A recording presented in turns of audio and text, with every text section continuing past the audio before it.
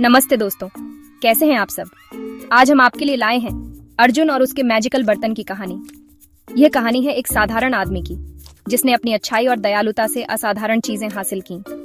अर्जुन एक गरीब लेकिन अच्छा इंसान था जो हमेशा दूसरों की मदद करता था। वह अपने गांव में बहुत लोकप्रिय था क्योंकि वह हमेशा दूसरों की भलाई के बारे में सोचता था। लेकिन उसकी लाइफ में एक बड़ी प्रॉब्लम थी। उसके गांव का मुखिया एक लालची और मतलबी आदमी। मुखिया हमेशा अर्जुन और गांव वालों को परेशान करता था। एक दिन अर्जुन की किस्मत चमक गई जब उसे एक पुराना और रहस्यमय बर्तन मिला।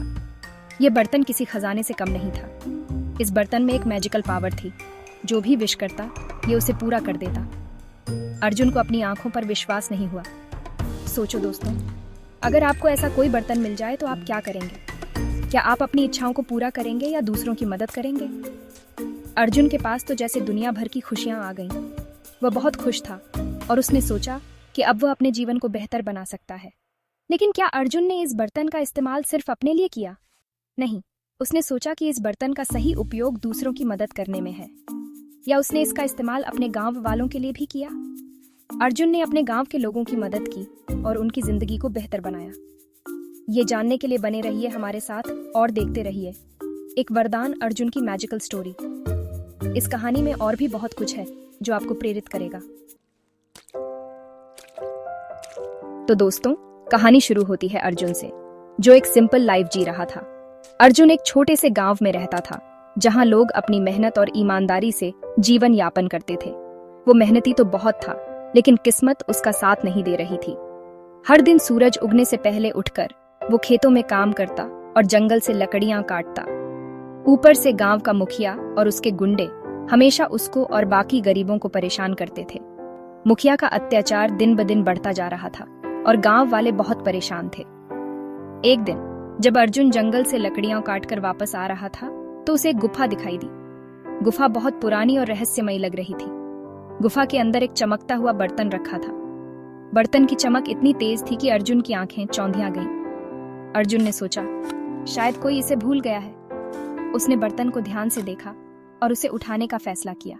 उसने बर्तन उठाया और अपने घर ले आया। रास्ते भर अर्जुन सोचता रहा कि इस बर्तन का क्या रहस्य हो सकता है। घर आकर जब उसने बर्तन को साफ किया तो अचानक से एक लाइट फैल गई। अर्जुन डर गया। उसे समझ नहीं आ रहा था कि ये क्या हो रहा है। तभी उस लाइट से एक देवता प्रकट हुए। देवता की आभा इतनी तेज थी कि अर्जुन ने पहले कभी ऐसा कुछ नहीं देखा था। देवता ने अर्जुन से कहा, अर्जुन, तुम अच्छा इंसान हो। ये बर्तन तुम्हें गिफ्ट में मिला है। इसमें मैजिकल पावर है। जो भी विश करोगे पूरी होगी। अर्जुन को अपनी आंखों पर विश्वास नहीं हो रहा था। अर्जुन ने देवता से कहा, प्रभु, मुझे ये बर्तन नहीं चाहिए।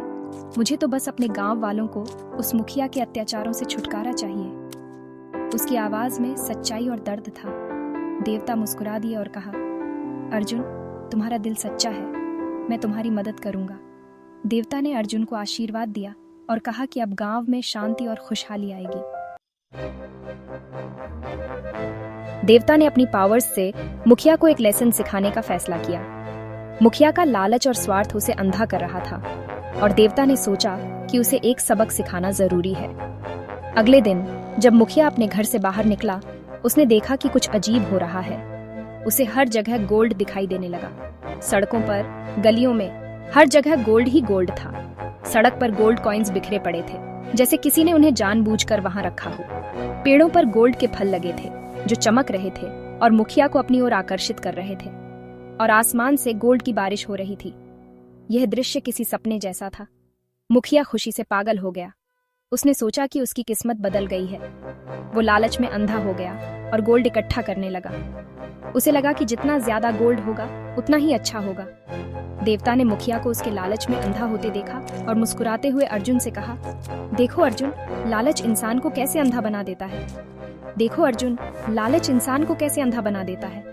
यह एक महत्वपूर्ण सबक है। मुखिया गोल्ड इकट्ठा करते करते थक गया, लेकिन उसने रुकने का नाम नहीं लिया। उसकी लालच ने उसे पूरी तरह से जकड़ लिया था, लेकिन उसने रुकने का नाम नहीं लिया। उसे लगा कि अगर वह रुका तो वह सब कुछ खो देगा। देवता ने मुखिया के सारे गोल्ड को पत्थर में बदल दिया। यह मुखिया के लिए एक बड़ा झटका था। मुखिया जब ये देखा तो उसके होश उड़ गए। उसने कभी नहीं सोचा था कि ऐसा भी हो सकता है। उसे अपनी गलती का एहसास हुआ। उसने समझा कि लालच का कोई अंत नहीं होता और यह उसे बर्बाद कर सकता है। चैप्टर 3 बर्तन रिटर्न्स। देवता ने मुखिया की बात ध्यान से सुनी। उन्होंने कहा, मुखिया, तुम्हें अपनी गलती का एहसास हो गया है। यह देखकर मुझे खुशी हुई, लेकिन तुम्हें अपने किए की सजा तो भुगतनी ही होगी। मुखिया ने हाँ में हाँ मिलाई। देवता ने मुखिया को सजा के तौर पर गांव वालों से सॉरी बोलने और उनकी सेवा करने को कहा। मुखिया गांव वालों के पास गया और उनसे सॉरी बोला। गांव वाले अच्छे थे। उन्होंने मुखिया को माफ कर दिया। देवता ने अर्जुन की तरफ देखा। अर्जुन के चेहरे पर एक अजीब सी शांति थी। देवता ने कहा, अर्जुन, तुमने अपनी अच्छाई से सबका दिल जीत लिया है। ये मैजिकल बर्तन तुम्हें मुबारक हो। इसका इस्तेमाल समझदारी से करना। चैप्टर 4 वरदान फॉर गुड। अब अर्जुन के पास मैजिकल बर्तन था, लेकिन उसका दिल पहले जैसा ही अच्छा था। उसने सबसे पहले अपने गांव में पानी की प्रॉब्लम को सॉल्व करने का फैसला किया। उसने मैजिकल बर्तन से प्रेयर की, हे बर्तन, मेरे गांव में पानी की कमी है, प्लीज यहाँ एक कुआं बना दो। अगले ही पल गांव के बीचों बीच एक कुआं बन गया, जिसमें मीठा और ठंडा पानी भरा हुआ था। गांव वाले खुशी से झूम उठे। उन्होंने अर्जुन को थैंक्स कहा और देवता का शुक्र मनाया। अर्जुन ने मैजिकल बर्तन का इस्तेमाल सिर्फ जरूरत पड़ने पर ही किया। उसने कभी भी अपने लिए कुछ नहीं मांगा। उसने इसका इस्तेमाल हमेशा दूसरों के लिए किया।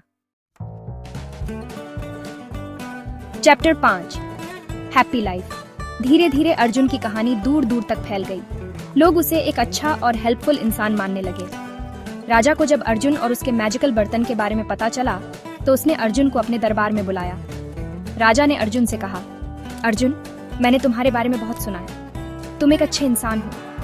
मैं चाहता हूँ कि तुम मेरे राज्य के लोगों की मदद करो।